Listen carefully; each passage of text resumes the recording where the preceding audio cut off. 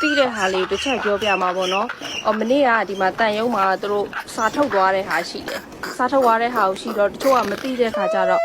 အောက်မှာဝင်ရတာဗမာပြည်ကိုဘယ်လိုဖြစ်လို့မဝင်လာဘူးမှလူတွေကအများကြီးသိနေပြီဘာဖြစ်ပြီဆိုပြီးပြောတဲ့ဟာတွေရှိတယ်ပေါ့နော်။တချို့သိကျင်တဲ့လူတွေကလည်းညီမကိုFacebook ကနေလာမိကြတယ်လည်းရှိတယ်။အခြေအနေဘယ်လိုလဲပါလဲပေါ့နော်။ဒါကိုသိသလောက်ကိုညီမပြန်ပြောရမယ်ဆိုရင်ဒီမှာမနေ့ဒါအရင်ပထမပိုင်းဟာပေါ့နော်ဒါတန်ရုံကထွက်တဲ့စာတယ်။ဒါတန်ရုံကတောက်လျှောက်ထွက်တဲ့စာတယ်။ဒါပေမဲ့မနေ့ကထွက်လာတဲ့စာကတော့လုံးဝ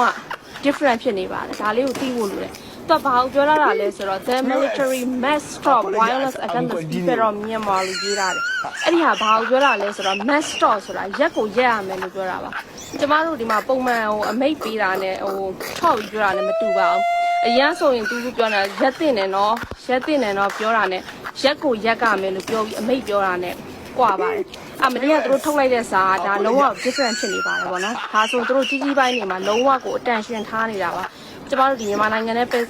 ိစ္စနဲ့ပတ်သက်ပြီးတော့လုံးဝ attention ထားနေတာလေပြီးတော့နောက်တစ်ခုကမနေ့ကမန္တလေးမှာဖြစ်တဲ့ကိစ္စတွေတော်တော်များများကိုကျမတို့ကြည့်လိုက်မယ်ဆိုရင်လုံးဝ88ကပုံစံတိုင်းကိုသွားနေပါတယ်ပြီးတော့နောက်တစ်ခုကညီမတို့အခုလာမဲ့ဒီတနင်္လာနေ့မှာဆိုရင်ညီမတို့ဒီမှာတနင်္လာနေ့မှာဆိုရင်ဒီမှာဂျိုးဇက်သူတို့ရဲ့ဒီမှာ international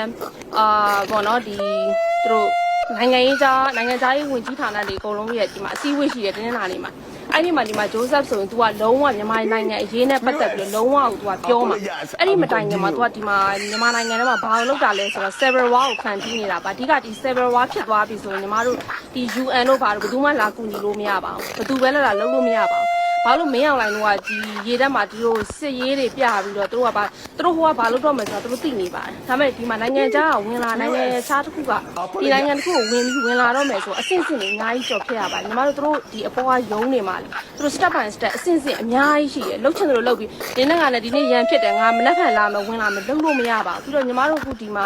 disobedient လုပ်တဲ့ဒီတပိတ်မောက်နေတာလည်းညီမတို့ဒီမှာလည်းအခုမှ3ဘက်မြောက်ပဲရှိသေးတယ်ညီမတို့ဒါဟာဒီမိုကရေစီတိုက်ပွဲဝင်နေတာဖြစ်တဲ့အတွက်စတိခံရတဲ့လူကတော့ရှိမှာပဲညီမတို့လည်းဒါသူတို့ပြစ်လိုက်တဲ့ချိန်မှာကိုရီထိသလိုပါပဲညီမတို့လည်းဒီမှာနိုင်ငံခြားမှာရောက်နေပြီမဲ့ဒီကလူတွေကလည်းဒီနေ့ဆိုရင်ဒီတရုတ်တန်ရုံမှာသွားပြီးတော့ဆန္ဒသွားပြကြတယ်အကုန်လုံးဆန္ဒသွားပြကြတယ်ဒီသမရဒီဂျိုးပိုင်နဲ့လက်ထဲရောက်ဖို့အထိကိုလည်းတချို့တွေကဆိုစာတွေပို့တဲ့လူကလည်းပို့ပြီးသွားပြီပြတောင်တို့စစ်တပ်ထဲမှာရောက်နေတဲ့ဒီမြန်မာနိုင်ငံသားတွေပဲဒီအမေရိကန်စစ်တပ်ထဲမှာရှိတဲ့လူတွေကသူတို့တက်ဆိုင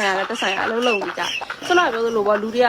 မဝင်လာဘူးလားဘာလို့မဝင်လာသေးတာလဲဆိုတဲ့ဥစ္စာကိုရှင်းပြနေတာအဓိကလာမှာဒီတနင်္လာနေ့မှာသူတို့နိုင်ငံသားရေးဝန်ကြီးဌာနနိုင်ငံသားရေးဝန်ကြီးဌာနတွေအကုန်လုံးသူတို့စုံမှာပေါ့နော်အထူးသဖြင့်ဒီဂျိုးဇက်ကမြန်မာနိုင်ငံနဲ့အရေးနဲ့ပတ်သက်ပြီးတော့လုံးဝ strongly ဖြစ်နေတယ်သူတင်လာတဲ့စာတွေကိုတင်ချကြည့်ပါပြီးနောက်တစ်ခုမနေ့ကတန်ယုံထုတ်လိုက်တဲ့စာကိုဘူးမသိပါဘူးညီမတို့အသည့်တွေတချို့တွေလည်းဝင်ရေးနေတာမြင်လို့ပေါ့နော်ဒါညီမကပြောပြတာသူများမုန်းစရာမျက်မုန်းကျိုးစရာဖြစ်သွားမှာဆိုလို့ပါလုံးဝသူတို့မနေ့ကထုတ်လိုက်တဲ့စာလုံးဝဒီမှာကြည့်ပါလုံးဝ different ဖြစ်နေပါ the military must stop လို့ရေးတာ must stop ဆိုတာအမိန့်လုံးဝပေးလိုက်တာပါရက်ပါနော်ကျွန်တော်တို့ကဂျားဝင်ညှိနေတယ်ပဲနင်ရက်ကိုရက်ကမယ်နော်လို့ပြောလိုက်တဲ့ပုံစံဖြစ်သွားပါဒီရဲ့အရေးဟာဆိုလုံးဝ effect ဖြစ်မှာပါဒီတင်းနေတာနေ့ကိုညီမတို့တစ်ချက်ဆောက်မှာလုံးဝသွေးမဆူကြပါနဲ့သွေးမပူကြပါနဲ့ဘာလို့လဲဆိုတော့မင်းအောင်လည်းထွက်ပေါက်ပိတ်နေပါပြီပိတ်နေပြီဖြစ်တဲ့အတွက်ပြည်သူတွေ तू ကဘယ်လိုပြောလဲဆိုတော့စူဘူးကြွလာအောင် तू လုံနေမှာပဲမခံမရနိုင်တဲ့တတ်မယ်ဟာလုံမယ်ဟာဆိုတဲ့ပုံစံမျိုးသူကဖန်တီးနေပါအဓိကဘာလဲဆိုတော့သူတို့ server war ကိုဖန်တီးနေတာပ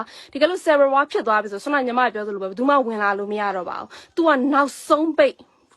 လုံနေတာပါညီမတို့ကသူ့ကိုချက်ကောင်းထိပါတယ်အကုန်လုံးက CDM လုံနေတဲ့လူတွေဘယ်သူမှအလုံးမသွားကြဘူးဖြစ်တယ် तू လုံးဝချက်ကောင်းထိနေ तू လုံးဝပိတ်မိနေပါတယ်တယံဇာတာတွေမှန်တယ်ဗျအကုန်လုံးလဲကတ်တောက်ဖြစ်နေဖြစ်သွားတဲ့အခါမှာ तू ကချက်ကောင်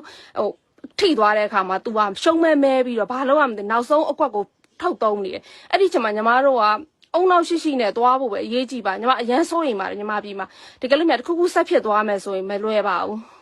းသူတို့ရဲ့စနစ်ထဲကိုလုံးဝပြန်ဝင်သွားမှာပါဒါညီမသိသလောက်ကိုပြောပြတာပါမနေ့ကတန်ယုံထုတ်တဲ့ဟာကိုချင်းချင်းလင်းသိအောင်လို့ပြောပြတာပါမသိတဲ့လူကြတော့ရုပ်တရက်ဟာထုတ်ပဲ